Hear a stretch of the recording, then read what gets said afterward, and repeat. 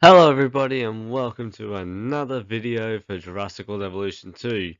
So with the upcoming Marine Species Pack, well Prehistoric Marine Species Pack, yada yada yada, we are getting the Nothosaurus. And this inclusion has created a little bit of controversy because many people really wanted a Mantah Corp expansion. And I will not say that that can't still happen. I'll get to that in a bit. But it does rule out an obvious choice for the pack, and one that would have made perfect sense and all that. Because Nothosaurus, as those who have watched Camp Cretaceous know, appeared in Season 5, which was the last season of Camp Cretaceous, and also was widely focused on Mantah Corp itself. So, yeah, now that we have Nothosaurus, and not the other Mantah Corp species, many people have put Mantah Corp expansion into doubt, just the chances of it happening. But also the chances of us getting all the remaining Camp Cretaceous skins and species. So Smilodon, Tarbosaurus, and um, Spinoceratops. Those three new species, and also skins like Little Edie, the Camp Cretaceous Spinosaurus, um, and various others like the unique Stegosaurus skins, Manticore Velociraptors, Ceratosauruses, all that sort of jazz. So let's get into the meat and bones of the video. So yeah, so a Camp Cretaceous Dinosaur Pack 2 is probably not going to happen because yeah, Nothosaurus was a key part of what my Mantah Corp expansion really was, because it was a new species, as I've already mentioned.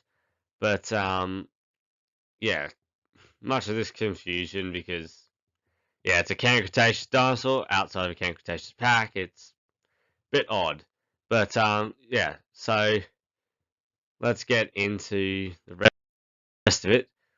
So yeah, with Nothosaurus appearing in the new DLC that does not focus on Camp Cretaceous whatsoever, this has placed the possibility of a second Camp Cretaceous DLC into a bit of doubt, especially considering there is a plethora of missing skins variants from the show too. But I think I have a few solutions to this Camp Cretaceous conundrum, because yeah, as you can see, wide selection of species and skins that are currently missing. So this brought me back to a little thing called Jurassic World Evolution, and towards the end of the game's lifespan, a smaller DLC was released, aka the Raptor Squad Skin Collection, which came out just before the Return to Jurassic Park DLC. So this pack was about $3 Australian and about $2 American, as it only consisted of skins for an existing dinosaur, giving Evolution 1 players access to Blue, Delta, Echo, and Charlie. Evolution 2 players, however, got them all base games, so this gave me an idea as to what could be done for the remaining Camp Cretaceous skins. If we don't get a Mantah Corp expansion, then packaging them into a smaller, cheaper DLC, given that this DLC and all the species would be of existing animals, so stuff like Spinosaurus, Stegosaurus, Sinoceratops, T-Rex, Velociraptor, Dimorphodon, Brachiosaurus, Ankylosaurus, Parasaurolophus, yada yada yada. All of those, it would be much cheaper than what a DLC comprising of new species and new content on a grander game-changing scale would be. So I've selected a potential price of about $5 American, given that there was a lot more skins than what Raptor Squad had, and that would be about $7.50 in Australia. This would make it largely affordable, and the smaller DLC grants players to all the remaining skins and variants of all the species that are not new species. So yeah, let's get into them. So can I go to the next slide, please? There we go. Oh. So the variants of the pack would be those of the Spinosaurus and the Ceratosaurus, as both have two different models, but the Ceratosaurus would have two skins. So you have the classic red skin and this grey skin.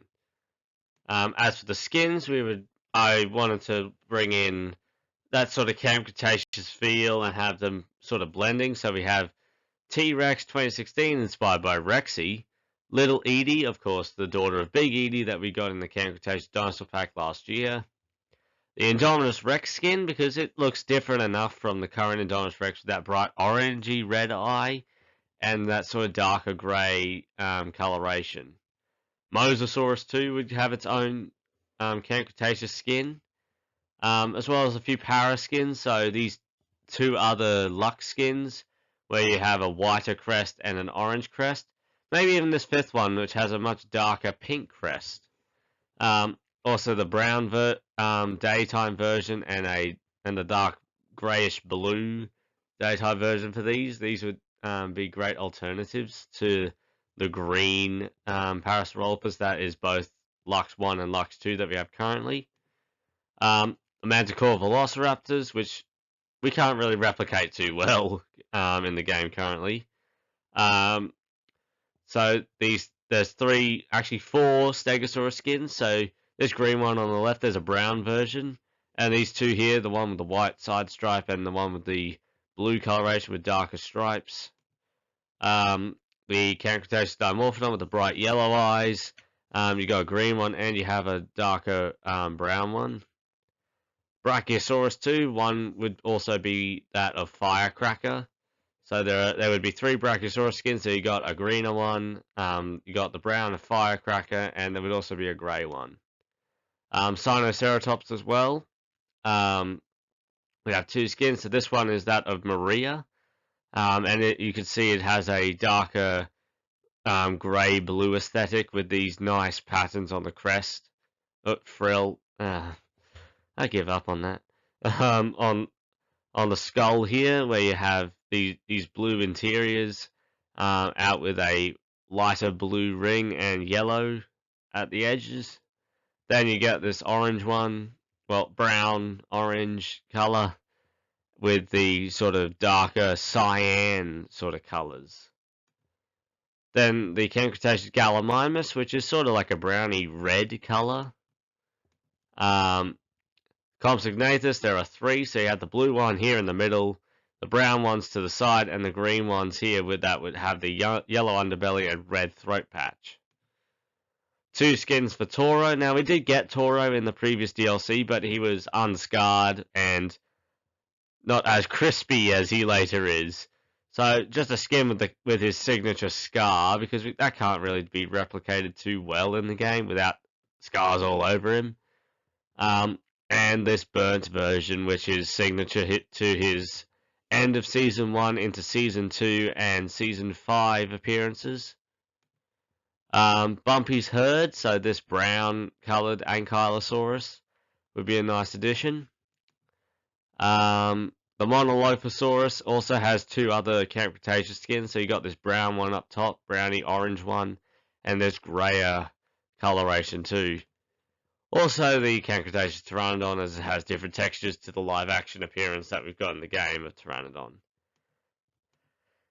And just since it wouldn't really fit into any other pack idea, unless we were to get like a hybrid pack, which I don't really see us getting, Spinoceratops I thought I'd sneak in here with two skins, Angel and Rebel, the two Spinoceratops youngsters that we got in Camp Cretaceous. This is very similar to Sinoceratops, so like the base model would pretty much be the same. You just have to add the sail, as well as the omnivorous tendencies of the Spinoceratops, which would make it eat fish. So just that really just makes me want to put it in here, in this Camp Cretaceous Cosmetics pack. But a Camp Cretaceous Mantah Corp expansion could still be on the cards, if Frontier perhaps chose a fourth species that was originally cut from the show, but can be brought in here. It also happens that this animal was referenced in the very first season of the show. So, what would this mystery species be, you may ask? Well, the woolly mammoth. So, hear me out, please. Don't just lower your pitchforks and torches. Yes, the woolly mammoth. Now, I know that many people would want to see this in a Cenozoic expansion or Cenozoic pack of some kind, but given the scene in the episode Secrets of Camp Cretaceous Season 1, Dr. Wu explicitly says Siberian mammoth remains as another scientist pushes by a trolley which has these bones on top, which are from a woolly mammoth. So, given its relevance to the franchise in this way, the woolly mammoth could make a viable addition to the Mantah Corp expansion, given it would also be able to fill the Arctic tundra biome that comes with Mantah Corp Island. As really just the Spinoceratops would be good there, but since the woolly mammoth was cut from the show and is referenced, that technically makes it a Camp Cretaceous species and a viable addition in Nothosaurus' place. So let me know what you think of this choice. It is pretty controversial, but that would give us room in a future Cenozoic expansion for other species like Arseniotherium and maybe some others.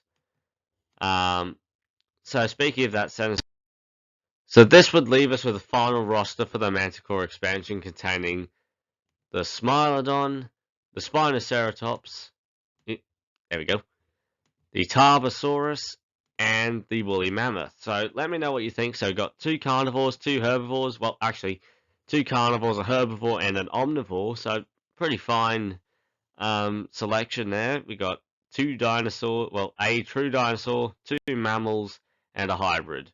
What do you think of that? That wouldn't be too bad, would it? But yeah, let's go on to the next idea. Now, of course, Smilodon could fit into a Cenozoic DLC. If they continue the route that they appear to have begun with Nothosaurus, and this could also contain the woolly mammoth, so like putting Camp Cretaceous dinosaurs and species in other packs. So, so we got the Smilodon and the woolly mammoth. Other species I would include here would either be a giant ground sloth such as Megatherium, or a terror bird like Kalinken.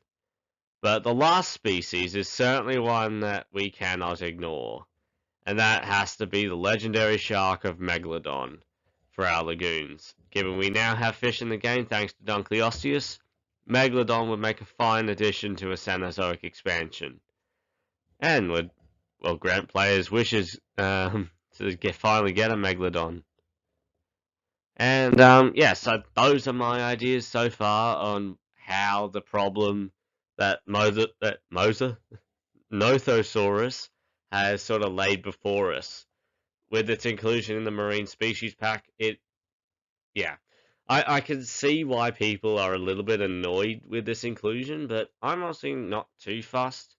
It would be great if we could get like a Mantah Corp expansion with a mammoth, and then have a Cenozoic expansion later to give us more species like the Megatherium, the Megalodon, and Terrorbird, and maybe even something like a Didicurus or Elasmotherium.